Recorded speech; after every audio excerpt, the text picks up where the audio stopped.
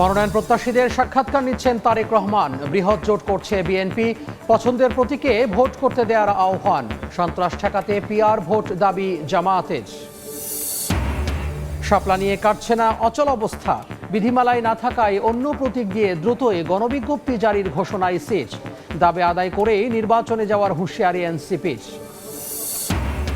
22.5 ঘন্টা পর পুরো পথে চলছে মেট্রো রেল। সকালের বন্ধে তীব্র যানজটে হেঁটে গন্তব্যে যান অনেকে। বিয়ারিং প্যাডের আঘাতে নিহত গালামকে শরীয়তপুরে দাফন এবং ঝাঁকে ঝাঁকে রূপালী ইলিশ নিয়ে ঘাটে ফিরছেন জেলে। 22 দিনের নিষেধাজ্ঞা শেষে ফের সরগরম মৎস্য অবতরণ কেন্দ্র। চাঁদপুর ও পটুয়াখালীতে সরবরাহ বাড়লেও কমেনি দাম।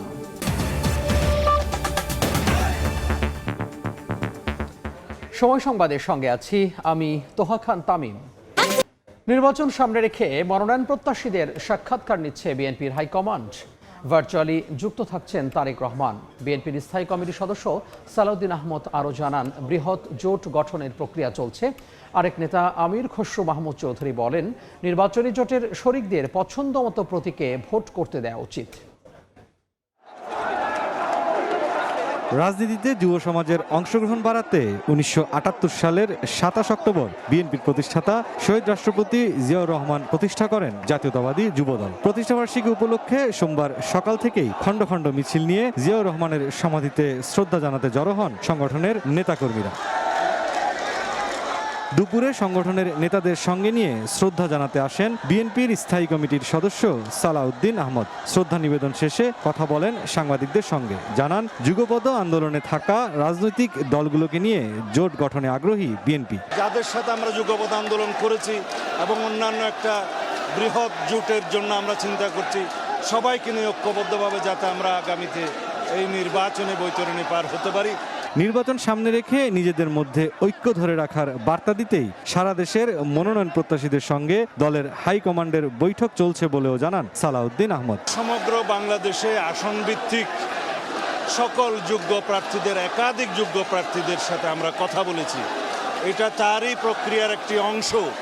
আমরা একই মেসেজ দিতে চাই যাতে আমাদের দলের ভিতরে ঐক্য থাকে। রাজধানীর পাশাপাশি যুবদলের প্রতিষ্ঠাবার্ষিকী উপলক্ষে দেশের বিভিন্ন জায়গায় বর্ণাঢ্য র্যালি করেন সংগঠনটির নেতাকর্মীরা। এদিকে রাজধানীর একটি হোটেলে অর্থনৈতিক সংস্কার বিষয়ক এক সম্মেলনে বিএনপির স্থায়ী কমিটির সদস্য আমির খসরু মাহমুদ চৌধুরী বলেন, 31 দফা নিয়ে প্রতিশ্রুতিবদ্ধ বিএনপি। কেউ একমত হোক বা না হোক, দফাগুলো বাস্তবায়ন করবে তাদের দল। আমরা যে জনগণের কাছে দিয়েছি 31 দফা সংস্কার বাস্তবায়নের বিষয়টা, আমরা সেটা পরিপূর্ণভাবে পালন করব। সেটা ঐক্যমত হলেও করবো, না হলেও করবো। বাংলাদেশের রাজনীতিতে সাংস্কৃতিক পরিবর্তন আনতে না পারলে শত সংস্কার করেও কোনো লাভ হবে না। রাজনৈতিক সংস্কৃতির পরিবর্তন না হলে কোনো সংস্কারই কাজে আসবে না বলেও মন্তব্য করেন আমির খসরু মাহমুদ চৌধুরী। মুরসালিন হক জুনায়েদ, সময় সংবাদ, ঢাকা। পিআর পদ্ধতি চালু হলে নির্বাচন কেন্দ্রিক সন্ত্রাসী সংস্কৃতির সমাপ্তি হবে বলে মন্তব্য করেন জামাত ইসলামীর নায়েবে আমির মুজিবুর রহমান। যারা গণভোট ভয় পায় তারা জনগণের মতকে ভয় পায় বলেও মন্তব্য করেন তিনি। দুপুরে ঢাকা মহানগর দক্ষিণ জামাতের রক্তাক্ত 28 অক্টোবর উপলক্ষে 7 দিনব্যাপী কর্মসূচির অংশ হিসেবে মতবিনিময় সভায় কথা বলেন তিনি। এখন অনেকেই ফ্যাসিবাদী আস্ফালন করছে, তাদেরকেও আওয়ামী লীগের পরিণতি ভোগ করতে হবে বলেও হুঁশিয়ারি দেন তিনি। এ সময় আগামী নির্বাচন সুষ্ঠু হলে টেকনাফ থেকে তেঁতুলিয়া পর্যন্ত ইসলামপন্থীদের পাহাড় ধস বিজয়ের আশাবাদ ব্যক্ত করেন। দলটির সহকারী সেক্রেটারি রফিকুল ইসলাম খান হুঁশিয়ারি দিয়ে বলেন, কেউ যদি পুনরায় ফ্যাসিস্ট হওয়ার চেষ্টা করে তবে তাদেরকেও লাল কার্ড দেখাবে জনগণ। জুলাই সনদের ভিত্তিতে আইনি ভিত্তি রচনা করার মধ্য দিয়ে একটা নির্বাচন যেন অনুষ্ঠানের দিকে আমরা যেতে পারি। যাই করতে চাইবে না তাই হবে, এই বাংলাদেশে সেইটা আর হবে না। অতীতের ফ্যাসিবাদী সরকারের যে পরিণতি হয়েছে, তাদের পরিণতি এর চাইতে ভিন্ন কিছু হবে না। গণভোট কারা ভয় করে? যারা মানুষকে ভয় করে, যাদের মানুষের মতামতকে ভয় করে, তারাই গণভোটকে বাধা দিতে পারে। সেই জন্য আমরা বলতে চাই, গণভোটের মাধ্যমে এটা সমাধান হয়েই তারপরে নির্বাচন হওয়া উচিত। ত্রয়োদশ সংসদ নির্বাচনে মোট ভোট কেন্দ্র থাকবে 42,761টি, আর ভোট কক্ষ রাখা হয়েছে 2,44,649টি। কমিশন সচিব আখতার আহমেদ জানিয়েছেন, বিধিমালায় না থাকায় এনসিপিকে শাপলা দেওয়ার সুযোগ নেই।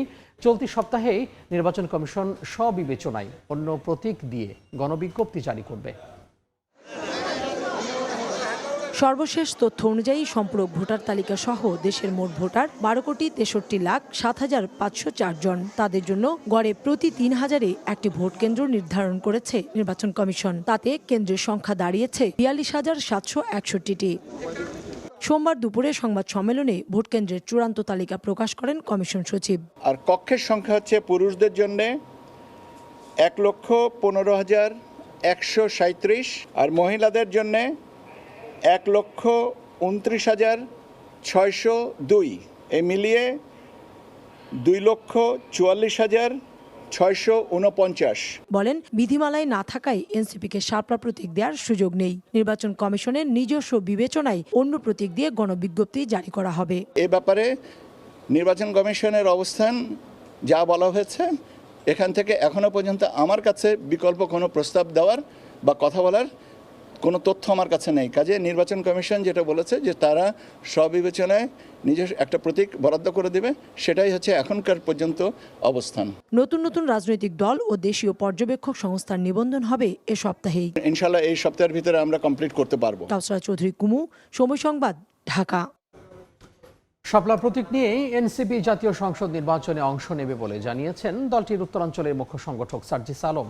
সকালে টাঙ্গাইল প্রেস ক্লাবে দলীয় সমন্বয় সভায় অংশ নেন সার্জিস। সভা শেষে সাংবাদিকদের সঙ্গে মতবিনিময় সভায় বলেন, জুলাই সনদ বাস্তবায়ন না করে সরকার দায়সারা নির্বাচন দিতে পারে না।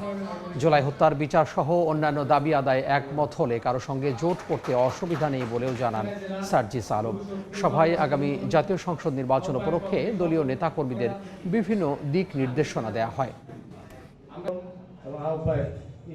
যেহেতু কোনো আইনগত বাধা নেই, আমরা আমাদের জায়গা থেকে অবশ্যই মার্কা হিসেবে শাপলাকে এনসিপির জন্য চাই এবং শাপলা মার্কা নিয়ে এনসিপির আগামী সংসদে নির্বাচনে অংশগ্রহণ করবে। আদেশের ভিত্তিতে মাননীয় প্রধান উপদেষ্টার স্বাক্ষরে এই জুলাই সনদ বাস্তবায়নের দিকে যাবে কিনা, এই বিষয়গুলোর নিশ্চয়তা পাওয়ার পূর্ব পর্যন্ত এনসিপি তাদের জায়গায় জনগণের আকাঙ্ক্ষার বিপরীতে গিয়ে জুলাই সনদে স্বাক্ষর করতে পারে না।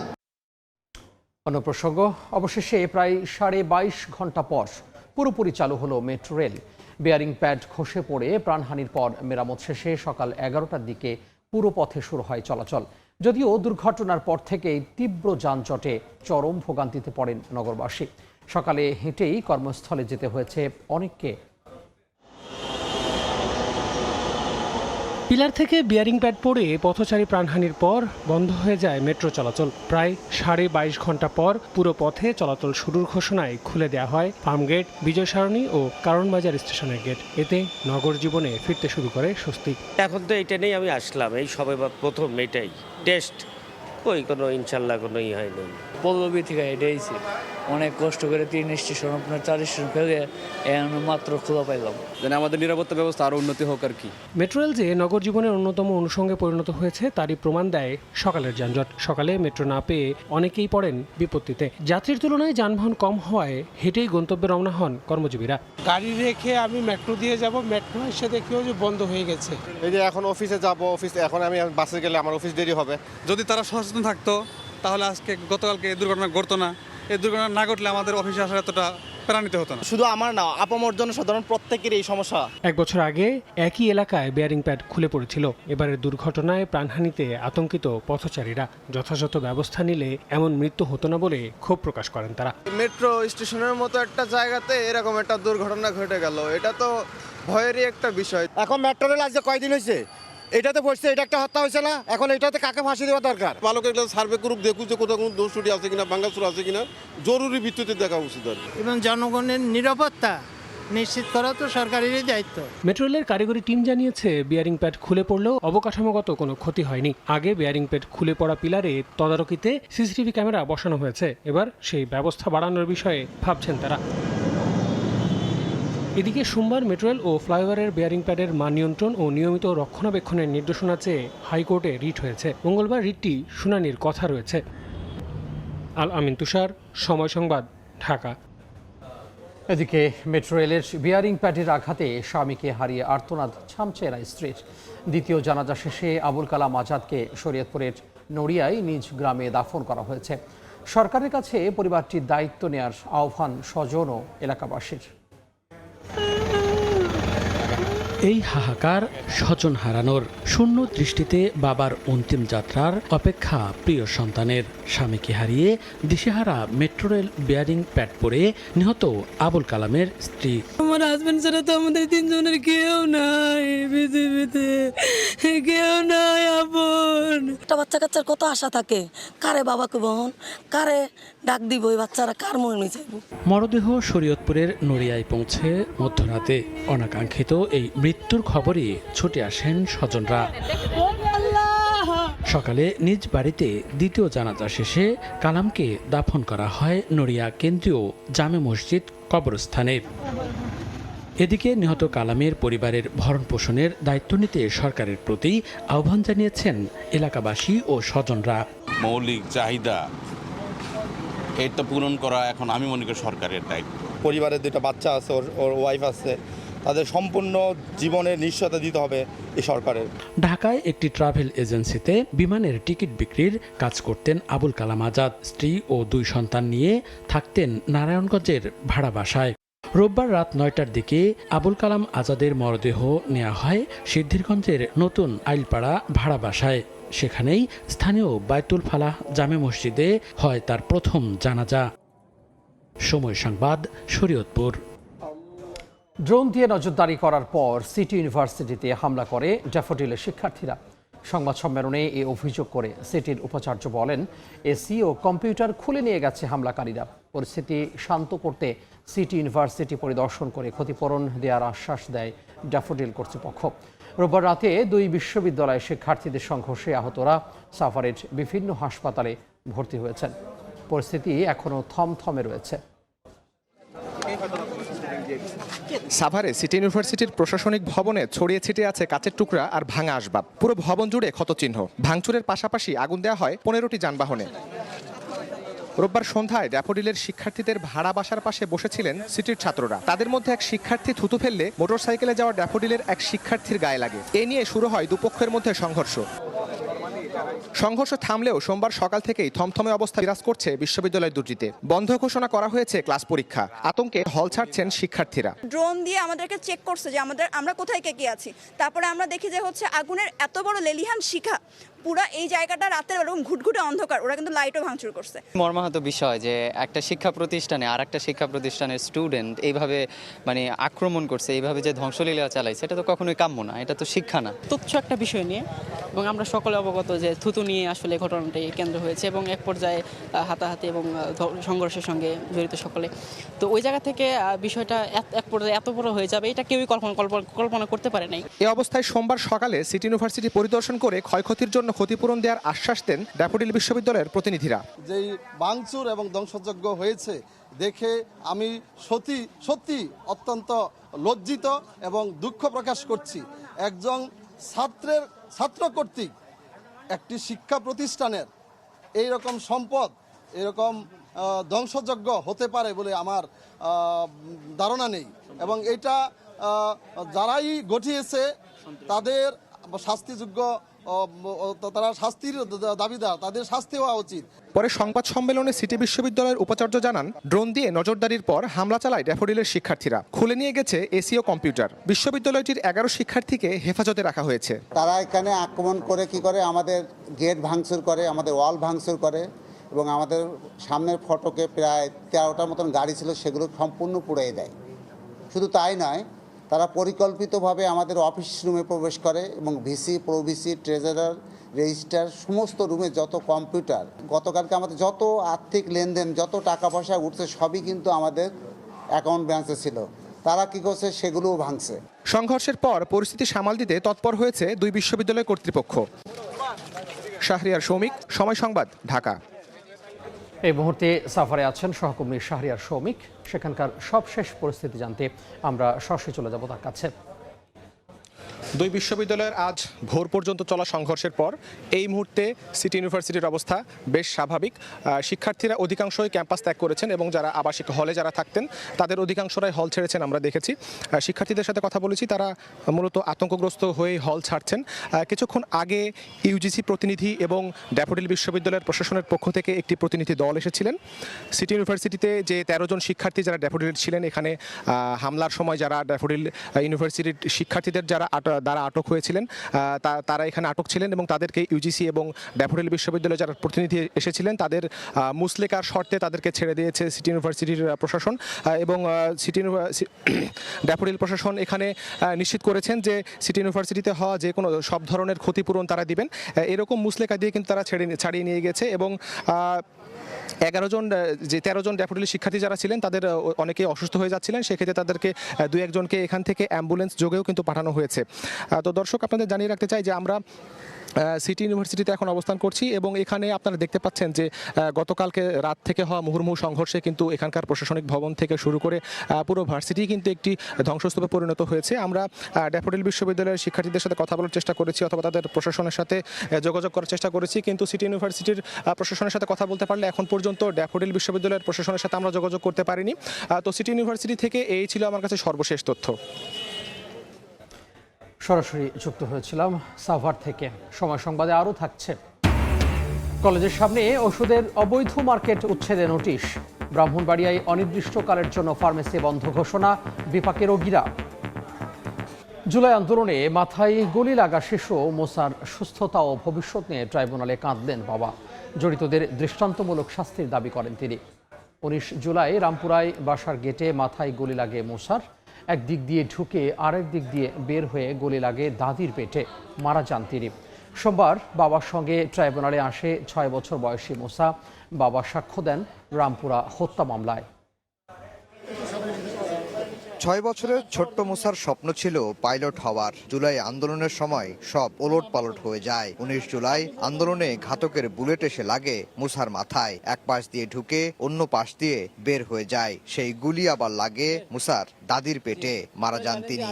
অপরাধের মামলায় ঢাকার 2 হাসপাতাল ঘুরে মুসার চিকিৎসা হয় সিঙ্গাপুরে। সেখানে চিকিৎসা শেষে ভর্তি করা হয় সিএমএইচ হাসপাতালে। সেখান থেকেই বাবার সঙ্গে ট্রাইব্যুনালে আসেন মুসা। স্বপ্ন ছিল পাইলট হবে, এই কারণে ওকে ইংলিশ ভাষণে পড়াচ্ছিলাম। সব জীবনটা আমার পুরো তছনছ করে দিল। সোমবার বাবা যখন কাঠগড়ায় দাঁড়িয়ে সাক্ষ্য দিচ্ছিলেন, মুসা তখন এজলাসের বেঞ্চে নিথর হয়ে শুয়েছিলেন। বিচারকরাও মুসার গুলিবিদ্ধ হওয়া ও শারীরিক বিষয়ে খোঁজ খবর নেন।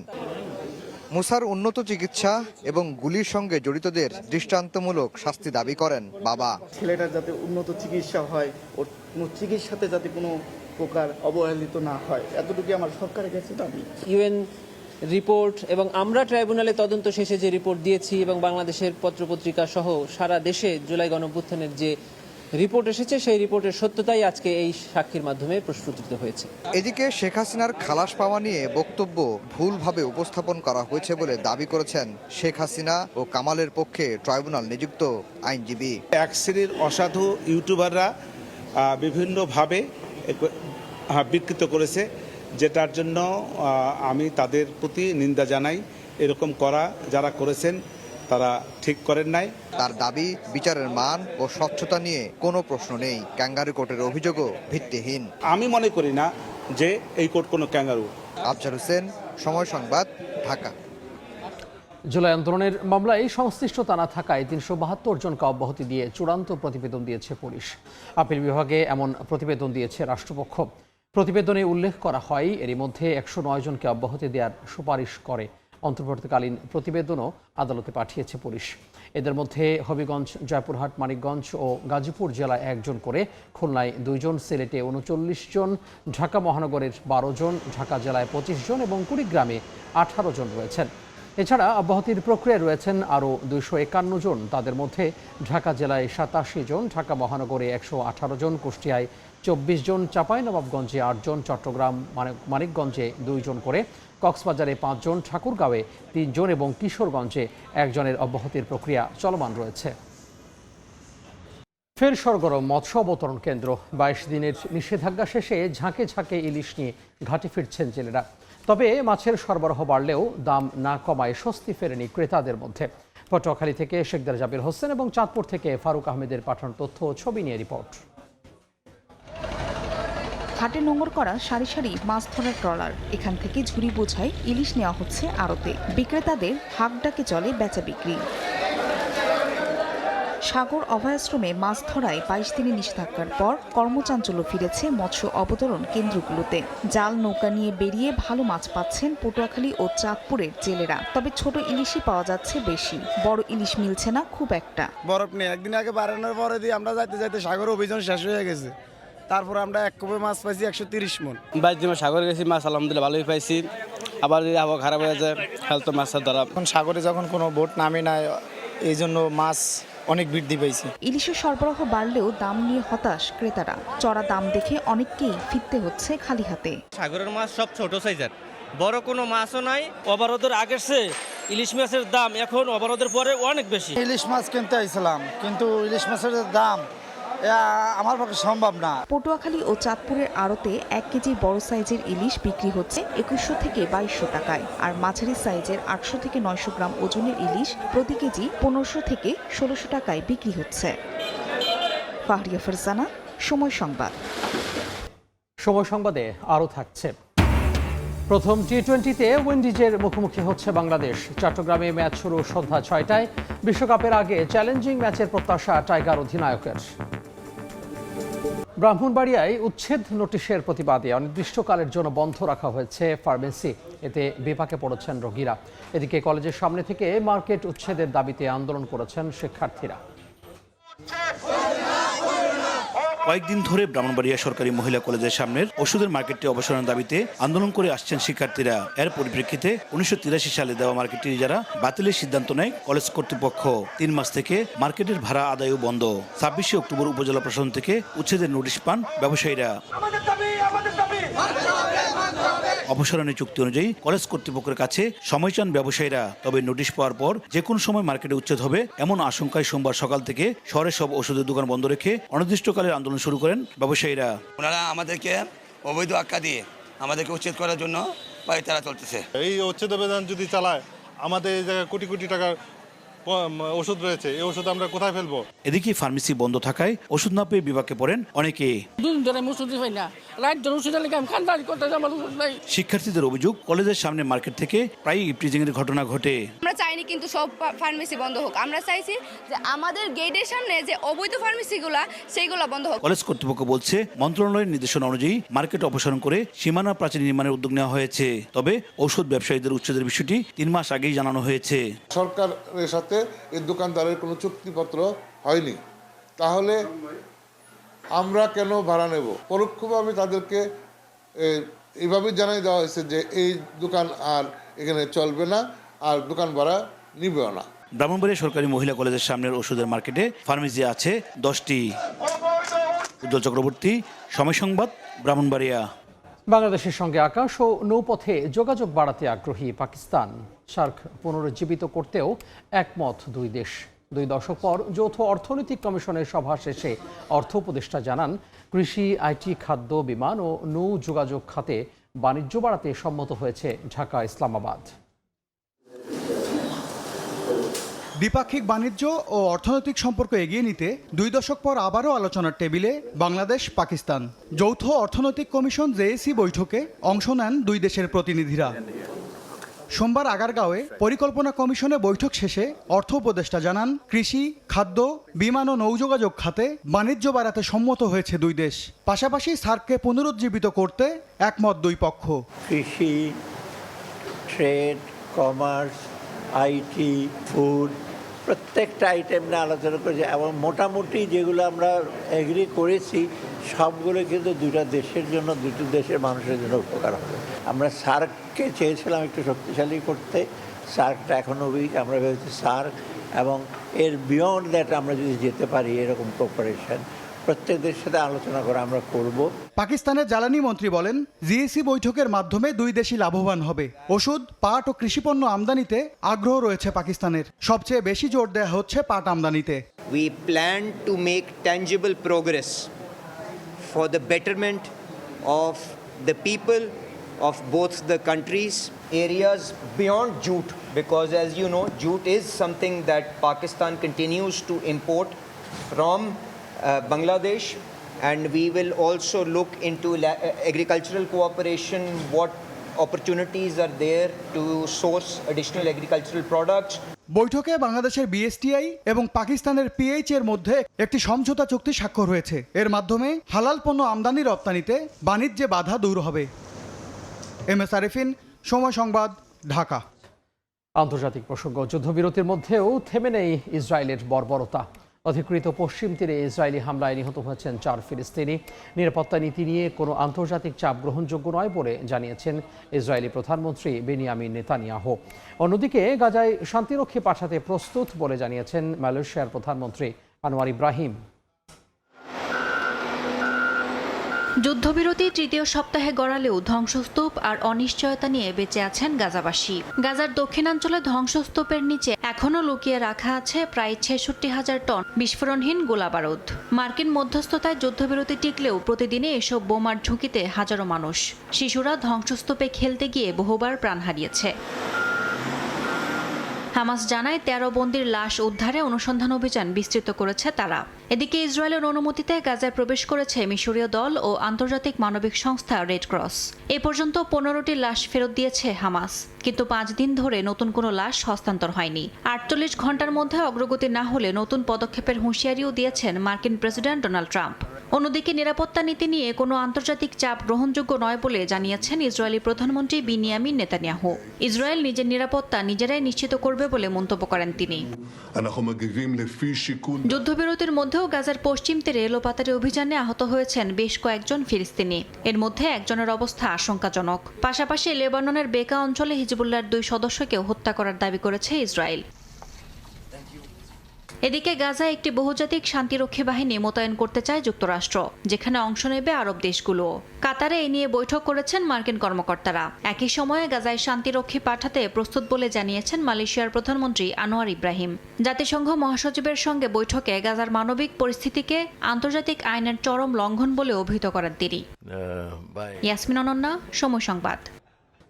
বাংলাদেশ ওয়েস্ট ইন্ডিজ টি-20 সিরিজের খবর। সাগরিকায় সিরিজের প্রথম ম্যাচে ক্যারিবিয়ানদের মুখোমুখি হবে টাইগাররা। সাম্প্রতিক পারফরমেন্স বিবেচনায় এগিয়ে থাকলেও লিটন মনে করিয়ে দিলেন শর্টার ফরম্যাটে উইন্ডিজের সাফল্যের কথা। বিশ্বকাপের আগে টাইগার অধিনায়কের প্রত্যাশা চ্যালেঞ্জিং ম্যাচের। অন্যদিকে খারাপ সময় কাটিয়ে উঠতে মরিয়া ওয়েস্ট ইন্ডিজ। চট্টগ্রামের ব্যাটিং সহায়ক উইকেটই সেই প্রত্যাশা পূরণ হবে বলে বিশ্বাস অধিনায়ক সেই হোপের। বীরশ্রেষ্ঠ মতিউর রহমান স্টেডিয়ামে ম্যাচ শুরু সোমবার সন্ধ্যা 6টায়। চট্টগ্রাম থেকে আশরাফুল আলমের ক্যামেরায় বিস্তারিত তামিম হোসেনের ম্যাচ প্রিভিউ। দুদলের গল্পটা দুরকম। টি-20তে টানা 4 সিরিজ জয় বাংলাদেশের, আর সবশেষ নেপালের বিপক্ষে হেরে ক্ষত বিক্ষত ওয়েস্ট ইন্ডিজ। তবে এই সিরিজে দুদলের লক্ষ্যটা একই। টি-20 বিশ্বকাপের বাকি 3 মাসের মতো, তবে বিশ্ব আসরে বরাবরই হতাশাই সঙ্গী হয়েছে টাইগারদের। মেগা আসরের আগে বাকি মাত্র 6 ম্যাচ। ওয়েস্ট ইন্ডিজের পর আয়ারল্যান্ডের বিপক্ষে সিরিজ। এখান থেকেই সেরা কম্বিনেশন গড়ার লক্ষ্য অধিনায়কের। সত্য কথা বলতে আমি 2টা সিরিজে চাই যেন আমাদের প্লেয়াররা খুব চ্যালেঞ্জের মুখে পড়ে। আয়দার সেটা ব্যাটিংয়ে হতে পারে, বোলিংয়ে হতে পারে, যে জিনিসগুলো আমার ভবিষ্যতে সামনে যেহেতু ওয়ার্ল্ড কাপ, সেখানে আমার অনেকটা হেল্প করবে। ম্যাচ ডের আগে সাগরিকায় লম্বা সময় অনুশীলন করেছে ক্যারিবিয়ানরা। ফ্লাডলাইটের আলোতে বোঝার চেষ্টা করেছেন চট্টলার উইকেটের আচরণ। এশিয়ান কন্ডিশনে হতে যাওয়া শর্টার ফরম্যাটের বিশ্বকাপের আগে এই সিরিজ তাদের কাছেও মহা গুরুত্বপূর্ণ। আমাদের ব্যাটিং লাইন আপের যে গভীরতা, সবারই পাওয়ার হিটিং করার সামর্থ্য আছে। এখানকার উইকেট দেখে খুব ভালো লেগেছে। এটা ব্যাটিং সহায়ক হবে। আমরা সামর্থ্যের পুরোটাই দিব। খারাপ সময়ের মধ্য দিয়ে গেলেও আশা করছি সেটা খুব দ্রুতই কাটিয়ে উঠে ভালো খেলবো। এখন পর্যন্ত মোট 19 বার টি-20তে মুখোমুখি হয়েছে বাংলাদেশ ওয়েস্ট ইন্ডিজ, যেখানে 1 জয়ে এগিয়ে ক্যারিবিয়ানরা। এখন দেখার অপেক্ষা এই সমীকরণটা সমান করতে পারে কিনা টাইগাররা। বাংলাদেশের চ্যালেঞ্জ জয়ের ধারাবাহিকতা ধরে রেখে বিশ্বকাপের জন্য প্রস্তুত হওয়া, আর সেরা ছন্দে ফিরতে মরিয়া ওয়েস্ট ইন্ডিজ। ঘরের মাঠ, সাম্প্রতিক পারফরমেন্স বিবেচনায় এগিয়ে থাকবে টাইগাররা। তবে ভুলে গেলে চলবে না এই ক্যারিবিয়ানদের টি-20 ইতিহাসের কথা। বীরশ্রেষ্ঠ মতিউর রহমান ক্রিকেট স্টেডিয়াম থেকে তামিম হোসেন, সময় সংবাদ, চট্টগ্রাম। এ পর্যায়ে শীর্ষ সংবাদগুলো জানিয়ে দিব আরও একবার। মনোনয়ন প্রত্যাশীদের সাক্ষাৎকার দিচ্ছেন তারেক রহমান। বৃহৎ জোট করছে বিএনপি। পছন্দের প্রতীকে ভোট করতে দেওয়ার আহ্বান। সন্ত্রাস ঠেকাতে পিআর ভোট দাবি জামায়াতের। বিধিমালায় না থাকায় শাপলা প্রতীক দেবে না ইসি। অন্য প্রতীক দিয়ে গণবিজ্ঞপ্তি জারির ঘোষণা। দাবি আদায় করেই নির্বাচনে যাওয়ার হুঁশিয়ারি এনসিপির।